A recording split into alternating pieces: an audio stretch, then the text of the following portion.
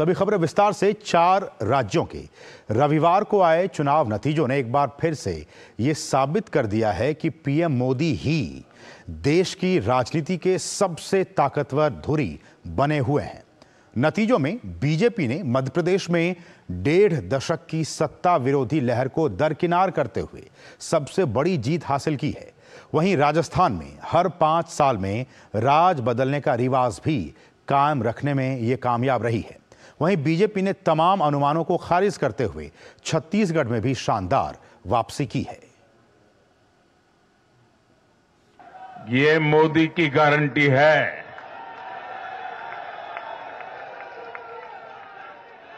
और मोदी की गारंटी यानी गारंटी पूरा होने की गारंटी। कुछ लोग तो कह रहे हैं कि आज की इस हैट्रिक ने 24 की हैट्रिक की गारंटी दे दी है।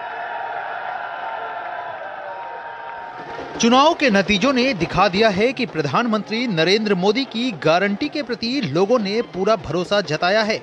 मध्य प्रदेश, राजस्थान और छत्तीसगढ़ के विधानसभा चुनाव में बीजेपी ने शानदार प्रदर्शन किया है और जनता ने दिल खोलकर समर्थन दे दिया। तेलंगाना में भी भाजपा को वोट फीसद में 2 गुना और सीटों में कई गुना बढ़ोतरी हो गई है।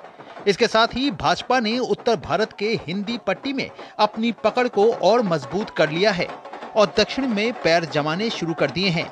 इन चुनावों में एक खास बात थी, तीनों राज्यों में सीधे सीधे प्रधानमंत्री मोदी के नाम पर भाजपा ने वोट मांगे। इसके साथ ही प्रधानमंत्री ने विपक्ष को सकारात्मकता के साथ आगे बढ़ने की सलाह दी और कहा कि अगर ऐसा करेंगे तो देश की जनता भी आप पर भरोसा करेगी। मैं करबद्ध प्रार्थना करता रहा हूं कि सदन में सहयोग दीजिए। आज मैं राजनीतिक दृष्टिकोण से भी कहना चाहता हूं कि आपका भी भला इसमें है कि आप देश को सकारात्मकता का संदेश दें। आपकी छवि नफरत की और नकारात्मकता की बने, वो लोकतंत्र के लिए अच्छा नहीं है। लोकतंत्र में विपक्ष भी इतना ही महत्वपूर्ण है, उतना ही मूल्यवान है और उतना ही सामर्थ्यवान भी होना चाहिए। दूसरी तरफ चुनावों में कांग्रेस की ओर से बड़ी बड़ी रेवड़ियों की भी घोषणा हुई। ओबीसी कार्ड और जाति जनगणना जैसे दांव भी चले, लेकिन सब धरा का धरा रह गया। मध्य प्रदेश, छत्तीसगढ़ और राजस्थान विधानसभा चुनाव के नतीजों से विपक्षी दलों के इंडिया गठबंधन के अस्तित्व पर सवाल उठने लगा है। गठबंधन के कई घटक दलों ने अकेले चुनाव लड़ने को लेकर कांग्रेस की आलोचना की है। साथ ही ये जताने और बताने की भी कोशिश की है कि ये इंडिया गठबंधन नहीं बल्कि कांग्रेस की हार है। दिल्ली और पंजाब में सत्तारूढ़ आम आदमी पार्टी की गोवा एवं गुजरात की तरह राजस्थान, मध्य प्रदेश व छत्तीसगढ़ में खाता खुलने की मंशा पूरी नहीं हुई। अधिकतर उम्मीदवारों की जमानत भी जब्त हो गई। तीनों राज्यों में से किसी भी राज्य में पार्टी 1% का आंकड़ा भी पार नहीं कर सकी। खास बात यह है कि तीनों राज्यों में उसका मत प्रतिशत नोटा से भी कम रहा। भाजपा ने आदिवासी, पिछड़ों, दलितों और महिलाओं में अपना प्रभाव बड़ी तेजी से बढ़ाया है। उन्हें आर्थिक रूप से तरक्की के अवसर ही नहीं दिए बल्कि सत्ता में भागीदारी के रास्ते भी खोले हैं। प्रधानमंत्री मोदी ने कहा है कि देश में 4 जातियां ही सबसे बड़ी जातियां हैं। उन्होंने कहा कि नारी, युवा, किसान और गरीब परिवार, इन 4 जातियों को सशक्त करने से ही देश सशक्त होने वाला है। प्रधानमंत्री नरेंद्र मोदी ने चुनाव नतीजों के बाद घोषणा कर दी है कि देश की जनता ने उन्हें हैट्रिक की गारंटी दे दी है। Bureau report, DD news. और अब बात संसद की कार्यवाही की। संसद का शीतकालीन सत्र आज से शुरू हो गया है। मध्य प्रदेश, छत्तीसगढ़ और राजस्थान के विधानसभा चुनावों में बीजेपी की जीत से उत्साहित पार्टी के सदस्यों ने सोमवार को लोकसभा में प्रधानमंत्री नरेंद्र मोदी के समर्थन में जमकर नारेबाजी की। कुछ विपक्षी सदस्यों की तरफ से हो हंगामे के कारण लोकसभा की कार्यवाही बाधित भी हुई, लेकिन इसके बाद भी दोनों ही सदनों में कई अहम विधायी कामकाज संपन्न हुए। और जैसा कि हमने आपको बताया कि कई अहम विधायी कामकाज आज संसद के दोनों ही सदनों में हुए हैं, चाहे वो लोकसभा की बात हो, राज्यसभा की बात हो। और उससे पहले जैसा कि हमने आपको बताया कि जब प्रधानमंत्री नरेंद्र मोदी संसद में पहुंचे तो तमाम जो संसद सदस्य हैं, खासकर बीजेपी के, उन्होंने जमकर नारेबाजी की, प्रधानमंत्री के जयकारे लगाए और इस दौरान इसके बाद कुछ विपक्षी सदस्यों की तरफ से कुछ हो हंगामा भी हुआ, लेकिन उसके बाद 12 बजे दोपहर संसद की कार्यवाही थोड़ी देर के लिए बाधित हुई, लेकिन उसके बाद फिर जो विधायी कामकाज है वो अच्छे से हुआ। इस पर इस रिपोर्ट को देखते हैं। संसद के शीतकालीन सत्र के पहले दिन ही लोकसभा में विपक्ष ने हंगामा किया। सदन की कार्यवाही शुरू होते ही कुछ विपक्षी सांसद तख्तियां लहराने लगे, जिस पर स्पीकर ने सख्त आपत्ति जताई।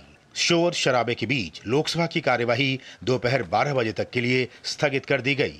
हालांकि इसके बाद सदन की कार्यवाही निर्बाध रूप से चल सकी। शिक्षा मंत्री धर्मेंद्र प्रधान ने केंद्रीय विश्वविद्यालय संशोधन विधेयक 2023 लोकसभा में पेश किया।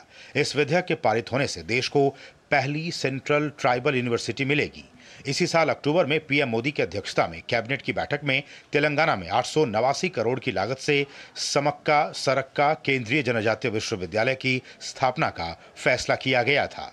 इसके अलावा अधिवक्ता संशोधन विधेयक 2023 को लोकसभा ने भी चर्चा के बाद पारित कर दिया।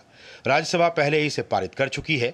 विधेयक का मकसद न्याय व्यवस्था को आम नागरिक के लिए अधिक सुलभ बनाना और कोर्ट परिसरों में दलाली रोककर कानूनी प्रणाली में सुधार लाना है। टाउट वाला जो सब्जेक्ट है ये कमेटी को भी ठीक लगा, हमारे डिपार्टमेंट को भी ठीक लगा, लॉ कमीशन ऑफ इंडिया को भी ठीक लगा, बार काउंसिल ऑफ इंडिया को भी लगा, क्योंकि वकील की ड्रेस में बहुत से लोग ऐसे आते हैं वो वकील नहीं है, उनकी डिग्रियां भी फर्जी है और वो आकर के किसी को ठगते हैं तो उसका प्रावधान क्या हो। तो ये ऑलरेडी 1879 में प्रावधान था, इसको उठा करके हम 1961 में लाए। छोटा सा अमेंडमेंट था, 45A हमने इंसर्ट किया और इसका उद्देश्य बिल्कुल पवित्र है कि जो कॉलोनियल लॉ है वो हम जिनकी यूटिलिटी नहीं है वो हम समाप्त करेंगे। राज्यसभा में शीतकालीन सत्र के पहले दिन पोस्ट ऑफिस बिल को चर्चा और पारित करने के लिए लाया गया। इसके लागू होने से डाकघर अधिनियम 1898 रद्द हो जाएगा, जो वर्तमान के उद्देश्यों को पूरा करने के लिए काफी नहीं है। पुराना अधिनियम मुख्य रूप से मेल सेवाओं पर केंद्रित था, जबकि नए अधिनियम में मेल के अलावा कई तरह की नागरिक केंद्रित सेवाओं को भी शामिल किया गया है। इसमें डाकघर के विकास और आधुनिकीकरण को प्राथमिकता दी गई है। इस बिल के माध्यम से पोस्टल सर्विस के डायरेक्टर जनरल की शक्तियों में इजाफा किया गया है।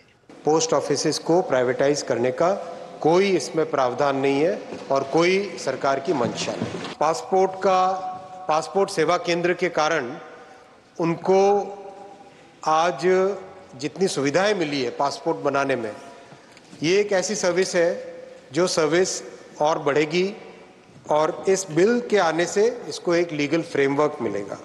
इससे पहले राज्यसभा में शून्यकाल और प्रश्नकाल शांतिपूर्वक चला। राज्यसभा में आम आदमी पार्टी के सांसद राघव चड्ढा पर निलंबन की कार्यवाही को सभापति ने उचित माना और बाद में राघव चड्ढा को नियमों के विरुद्ध आचरण नहीं करने की चेतावनी देते हुए सदन की कार्यवाही में भाग लेने की अनुमति दे दी।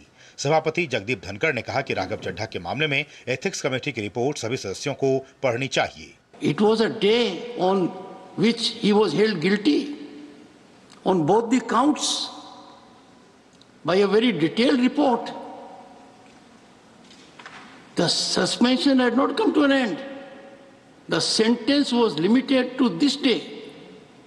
So here was a case where a member of this house suffered being held guilty and punished. इसके अलावा भारतीय न्याय संहिता 2023, भारतीय नागरिक सुरक्षा संहिता 2023 और भारतीय साक्ष्य विधेयक 2023 से संबंधित गृह मंत्रालय की स्थायी कमेटी की रिपोर्ट को दोनों सदनों में प्रस्तुत किया गया। ये तीनों विधेयक आईपीसी, सीआरपीसी और साक्ष्य अधिनियम का स्थान लेंगे। ऋषि कुमार, शैलेंद्र मिश्रा और विकास सारथी की रिपोर्ट, डीडी न्यूज। और यहाँ रुके एक बहुत ही छोटे से ब्रेक के लिए, आप देखते रहिए डीडी न्यूज।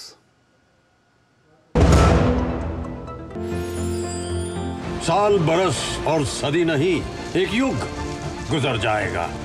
उम्र न पूछो वंडर की।